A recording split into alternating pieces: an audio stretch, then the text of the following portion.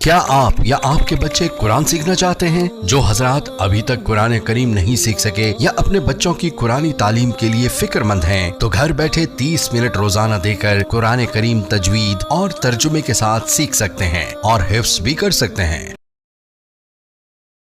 ایک مرتبہ جرمنی جانا ہوا، شہر کا نام میں ارادتاً نہیں بتاؤں گا، تو وہاں ایک مرتبہ اس عاجز نے کچھ اللہ کی مدد، اللہ کی نصرت کے متعلق بیان کیا۔ بعد میں کھانے کا وقت آ گیا تو کھانے پہ ایک پاکستانی انجینئر صاحب ملے جو وہاں کافی عرصہ سے سیٹلڈ تھے۔ مجھے کہنے لگے جی میں آپ سے ایک بات عرض کروں۔ میں نے کہا کیا؟ کہنے لگے اللہ تعالیٰ مولویوں کی بڑی فیور کرتے ہیں۔ میں نے کہا بات تو سچ ہے۔ اب چونکہ کھانا کھا رہے تھے پھر وہ کھانا کھانے لگ گئے۔ پھر کچھ دیر کے بعد کہنے لگے جی اللہ تعالیٰ مولویوں کی بڑی فیور کرتی ہیں۔ اب میں نے دیکھوں ظاہر میں کہ وہ تو بے شک نہ داڑھی تھی نہ کچھ تھا، ایک عام جیسے انجینئر کی زندگی ہوتی ہے، ایک خوبصورت نوجوان تھا عام زندگی گزارنے والا۔ جب کھانا ختم ہونے لگا نا تو پھر ذرا میرے وہ قریب ہو کے بیٹھ گیا، پھر کہتا ہے جی اللہ تعالیٰ مولویوں کی بڑی فیور کر۔ اب مجھے سمجھ لگی کہ یہ کچھ کہنا چاہتا ہے لیکن ذرا اس کو وقت چاہیے، علیحدگی چاہیے۔ تو وہ ہم لوگ الگ کرسیوں پہ جا کے بیٹھ گئے۔ میں نے اس سے پوچھا آپ کیا کہنا چاہتے ہیں جو بےتاب ہے اتنی دیر سے؟ کہتے ہیں جی اپنا واقعہ سنائے۔ کہنے لگا جی میں نے لاہور سے انجینئرنگ کی، پھر یہاں ایک کمپنی میں میری نوکری لگی، بہترین نوکری، زبردست تنخواہ، اور میں انٹیلیجنٹ بھی بڑا۔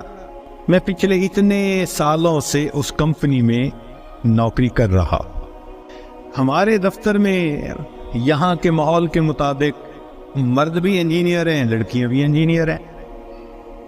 تو ایک لڑکی انجینئر جرمنی کی، وہ ہماری کولیگ تھی، اتنی خوبصورت تھی کہ دیکھ کے بندہ سوچتا تھا کہ اللہ نے ایسی بھی مخلوق پیدا کی ہے، اور اس کے ساتھ ساتھ اتنی ذہین اور اتنے اچھے اخلاق والی کہ دفتر کے جتنے جوان لڑکے تھے ہر ایک وش کرتا تھا کہ میرے ساتھ اس کا تعلق جڑ جائے۔ جرمن بھی اسی کوشش میں لگے ہوئے تھے، دوسرے بھی کسی کوشش میں، مگر اس کی زندگی بڑی کلین نظر آتی تھی۔ وہ کام کی بات کرتی تھی، جو ذرا کام کی بات کے علاوہ کرتا تھا ایسا جواب دیتی تھی کہ اگلے کو جرت ہی نہیں ہوتی تھی بات کرنے کی۔ ہم لوگ دوپہر کے وقت چھٹی ہوتی تو پھر کھانا کھا لیتے تھے، کمرہ بنا ہوا تھا۔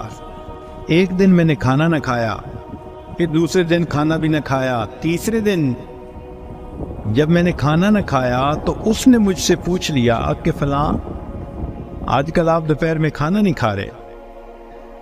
میں نے کہا اس لیے کہ وہ میں مسلمان ہوں اور ہمارا رمضان المبارک شروع ہو گیا اور میں فاسٹنگ کر رہا ہوں۔ اس نے کہا یہ کیا ہوتی ہے؟ تو میں نے بتایا روزہ کیا ہوتا ہے۔ اس کو تھوڑا انٹرسٹ فیل ہوا، کہنے لگا میرے لیے تو بہت ہی اچھا ٹاپک مل گیا۔ میں نے بھی کھول کھول کے بتایا فاسٹنگ کیا ہوتی ہے، اور اس کی انٹرسٹ کو دیکھ کے کہا اچھا میں باقی باتیں تمہیں کل بتاؤں گا۔ اگلے دن پھر میں نے اس سے کوئی بات کی، ہماری بات رمضان شریف پہ چلنی شروع ہو گئی، اور وہ بھی اس کھانے کے وقت میں کچھ دیر بیٹھ کے مجھ سے اسلام کے بارے میں کوئی بات سن لیتی۔ میری کوشش یہ تھی کہ رمضان شریف کے دوران میری بات چیت اتنی شروع ہو جائے کہ کمفرٹیبلی ہم ایک دوسرے سے کمیونیکیٹ کرنے لگ جائیں۔ جرمن لڑکے مجھے دیکھتے تو وہ مجھ سے بڑے خفا ہوتے، یہ اس کے ساتھ بیٹھ کے کیوں 10 منٹ باتیں کرتا ہے؟ بھائی جب سے ہم سے 1 منٹ بھی بات نہیں کرتی۔ خیر رمضان شریف ہونے تک مجھے اتنا اندازہ ہو گیا کہ اس کے ذہن میں اسلام کے بارے میں مزید جاننے کا بھی شوق موجود ہے۔ تو میں نے کچھ انگریزی کی کتابیں بھی اس کو منگا کے دی کہ پڑھو، اور میں تو چاہتا تھا اللہ کرے یہ مسلمان بنے، پھر تو ہمارا ہی نمبر لگے گا، کیونکہ باقی تو سارے یہاں کافر ہیں۔ بڑی میری کوشش تھی اور میں بڑے خلوص سے کوشش کر رہا تھا یہ مسلمان بن جائے۔ اللہ کی شان کہ جو باتیں میں بتا سکتا تھا میں نے بتائیں، اور کچھ باتیں اس کو میں نے کہا کہ بھئی تمہارے قریب اگر کوئی مسجد ہے، وہاں عالم ہے، تو ان سے کویسچن پوچھ لو۔ 6 مہینے اس لڑکی نے اسلام کو اسٹڈی کیا، اور ایک دن آ کے وہ مجھے کہنے لگی کہ کل میں نے کلمہ پڑھ لیا ہے، اور میں نے دیکھا کہ اس نے اپنا سر بھی ڈھکا ہوا تھا۔ تو یہ اس بات کی دلیل تھی کہ یہ مسلمان بن چکی۔ میری تو خوشی کے انتہا نہیں تھی۔ میں نے عشاء کے بعد 10 رکعت شکرانے کے نفل پڑھے کہ یہ مسلمان بن گئی۔ میں کلیگ بھی ہوں، مسلمان بھی ہوں، اس کے پاس تو کوئی دوسری آپشن ہی نہیں ہے، تو اب میرا کام آسان ہو گیا۔ اب وہ جب موقع ہوتا نماز بھی پڑھتی، مگر زندگی چلتی رہی۔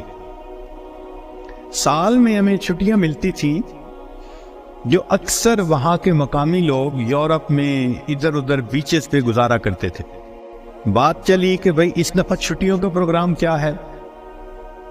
اس نے کہا کہ میرا ارادہ ہے کہ میں اس دفعہ ٹرکی جاؤں گی، سنیں وہاں بہت مسجدیں ہیں اور بہت علماء ہیں، میوزیمز ہیں، تو مجھے ذرا اسلام کو اور زیادہ اسٹڈی کرنے کا موقع مل جائے گا۔ میں نے سوچا ترکی جائے گی تو میرا کیا فائدہ؟ اب میں نے اس کو آئیڈیا دیا، فوڈ فار تھاٹ۔ میں نے کہا تمہیں کیا پتا، اصل تو دین پاکستان میں ہے، اتنی مسجدیں ہیں، اتنے یہ علماء ہیں، اتنے فلاں ہیں۔ اب میں نے ایسی سہانی سٹوری اس کو سنائی کہ اس کو لگا کہ اگر مجھے دین سمجھنا ہے تو شاید وہاں انفارمیشن زیادہ مل سکیں گی۔ اور ادھر میں نے اپنی امی کو فون بھی کر دیا، امی میں کوشش کر رہا ہوں کہ یہاں سے ایک لڑکی آ جائے پاکستان، بس اس کو پھر آپ شادی کے لیے تیار کرنا، یہ آپ کا کام ہوگا۔ امی نے کہا بیٹا بات ہی کوئی نہیں۔ میری بہن ایک ایم اے انگلش تھی، ایک ایم اے اکنامکس تھی، بہنوں نے بھی کہا تو ایک دفعہ لے آؤ اس کو، ہم اس کو تیار کر لیں گی، مسئلہ ہی کوئی نہیں۔ اب میری کوشش کہ کسی طرح یہ سفر کرے۔ 2-3 دن وہ سوچتی رہی، پھر اس نے کہا کہ اچھا ٹھیک، میں نے ارادہ کیا ہے کہ ان چھٹیوں میں پاکستان جاؤں گی، مگر میں اپنی ارینجمنٹس خود کروں گی، تم فلائٹ نمبر بس بتا دو کب جا رہے ہو۔ تو میں نے کہا ٹھیک۔ اب جس دن میں نے فلائٹ پہ آنا تھا، اور اس نے بھی 2 لفظ کہے تھے کہ ہاں میں بکنگ کروا لوں گی، کہنے لگا کہ میں تو 1 گھنٹے، میں نے 3 گھنٹے پہلے پہنچنے کی بجائے 4-5 گھنٹے پہلے پہنچا ہوا تھا۔ جلدی سے چیک ان کروا کے اب میں تلاش کر رہا تھا کہ کب آئے۔ خیر اس کو آنے میں کچھ دیر ہو گئی، مگر میں نے دیکھا کہ وہ آ گئی تو میں بڑا مطمئن ہو گیا، اب یہ پاکستان آ رہی ہے۔ خیر جب پاکستان اترے تو میرے گھر والے، رشتہ دار سب مجھے ریسیو کرنے آئے ہوئے تھے، تو گھر کی عورتیں اس کو بھی ملی۔ اس نے کہا کہ دیکھو میں نے ہوٹل کی بکنگ کروائی ہوئی ہے اور میں اس وقت تھکی ہوئی ہوں سفر کر کے، تو میں سیدھا ہوٹل میں جاؤں گی، اور کل جب میں کسی وقت فریش ہوں گی نا تو عورتوں کو کہا کہ تم ہوٹل آ جانا، میں تم سے ڈسکس کر لوں گی کہ مجھے کہاں انفارمیشن مل سکتی ہے۔ میری بہنیں اس کو دیکھ کے تو حیران ہو گئی، اور انہوں نے شادی کی ڈیٹ اور پلاننگ وہ بھی شروع کر دی۔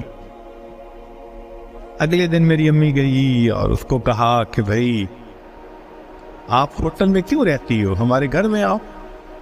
اس نے کہا میں ذرا یہاں کمفرٹیبل ہوں۔ امی نے کہا چلو کھانا کھانے ہی آ جاؤ۔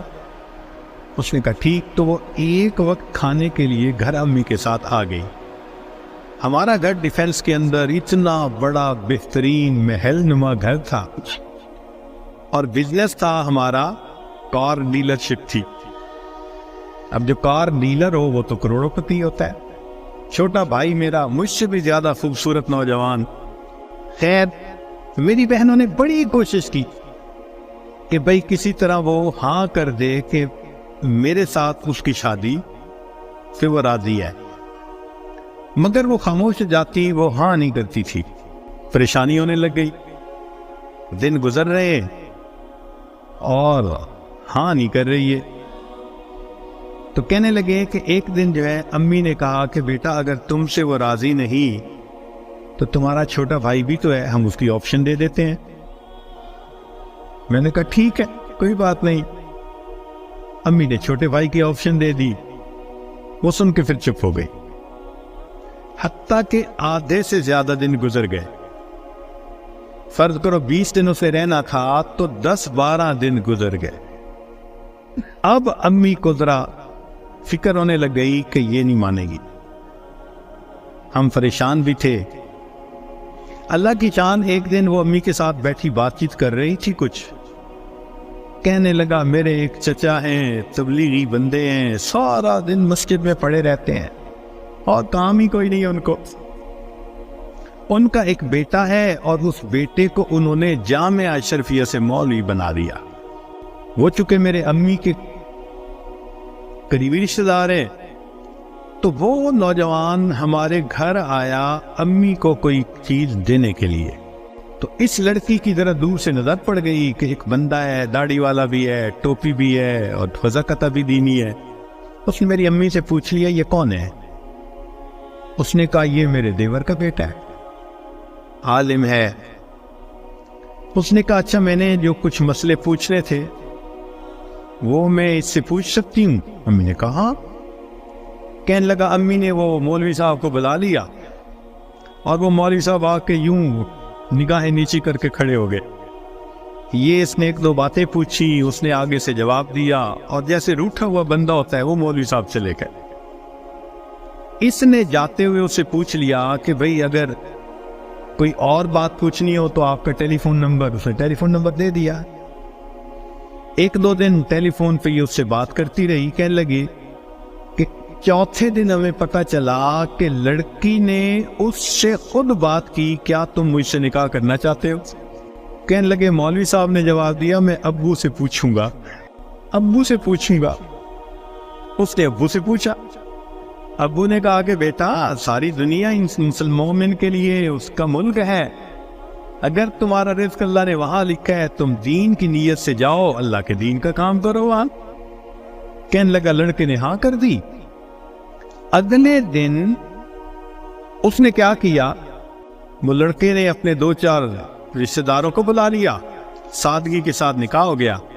لڑکی اس کو لے کے اسلام آباد ایمبیسی چلی گئی اور ایمبیسی میں اس نے اپنا سٹیٹس دکھایا، پورا دکھا کے کہا کہ میں آئی تھی چھٹیاں گزارنے، اس کے ساتھ میرا نکاح ہو گیا ہے، کاغذات ہوتے رہیں گے، میں نے ہے 4 دن میں واپس جانا، کیا آپ اس کا ملٹیپل ویزا لگا سکتے ہیں؟ کہنے لگے کونسلر کو اس کی پرسنالٹی، اس کی بات چیت، اس کی نوکری اتنی جسٹیفیکیشن نظر آئی، اس نے چھوٹے ہی 5 سال کا ملٹیپل ویزا لگا دیا۔ کہنے لگا چھٹیاں ختم ہونی تھی، وہ لڑکی اپنے وہ جو مولوی صاحب خاوند تھے ان کے ساتھ چلی گئی، محنت میں نے کی، اللہ نے فیور مولوی کی کر دی۔ وَهُوَ يَتَوَلَّى الصَّالِحِينَ، وہ اللہ نیکوکاروں کا سرپرست ہے۔